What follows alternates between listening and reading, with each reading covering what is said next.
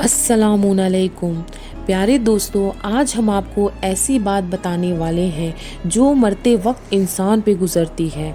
जब रूह निकलती है तो इंसान का मुंह खुल जाता है, होठ किसी भी तरह आपस में चिपके हुए नहीं रह सकते। रूह पैर के अंगूठे से खींचती हुई ऊपर की तरफ आती है।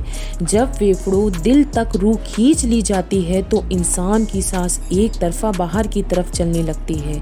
ये वो वक्त होता है जब चंद सेकंड में इंसान शैतान और फरिश्तों को दुनिया में अपने सामने देखता है। एक तरफ शैतान उसके कान के जरिए कुछ मशवरे सुझाता है तो दूसरी तरफ उसकी ज़बान उसके आमाल के मुताबिक कुछ लफ्ज़ अदा करना चाहती है। अगर इंसान नेक होता है तो उसका दिमाग उसकी ज़ुबान को कलमाए शहादत का तलकीन करती है पढ़ने के लिए, और अगर इंसान काफिर, मुशरिक, बददीन या दुनिया परस्त होता है तो उसका दिमाग कंफ्यूज और एक अजीब हैबत का शिकार होकर शैतान के मशवरे की पैरवी करता है और इंतहाई मुश्किल से कुछ लफ्ज़ ज़ुबान से अदा करने की कोशिश करता है। ये सब इतनी तेज़ी से होता है कि दिमाग को दुनिया की फिजूल बातों को सोचने का मौका ही नहीं मिलता।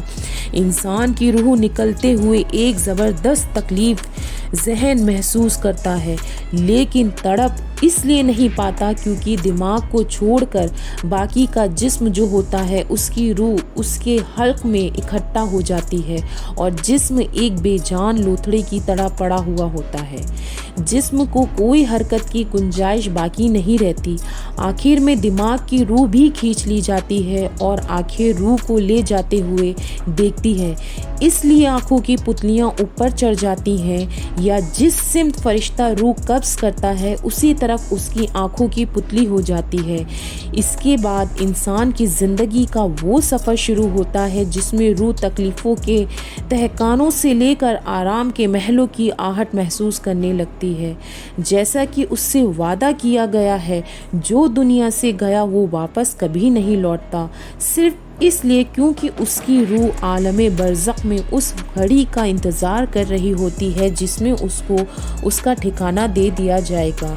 इस दुनिया में महसूस होने वाली तवील मुद्दत उन रूह के लिए चंद सेकंडों से ज़्यादा नहीं होगी, भले ही कोई आज से करोड़ों साल पहले ही मर चुका क्यों ना हो।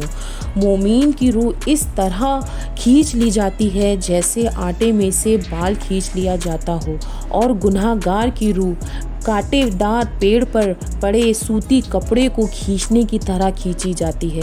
दोस्तों, ये जो आपको मैंने बताया है ये रूह निकलने की तकलीफ़ होती है।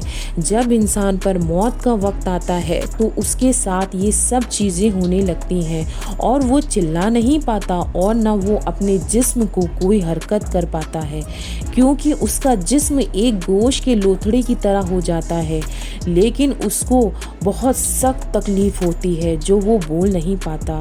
ये सब मौत की तकलीफ़ इंसान को महसूस करना होता है क्योंकि हर इंसान को मौत का मज़ा चखना ज़रूर है।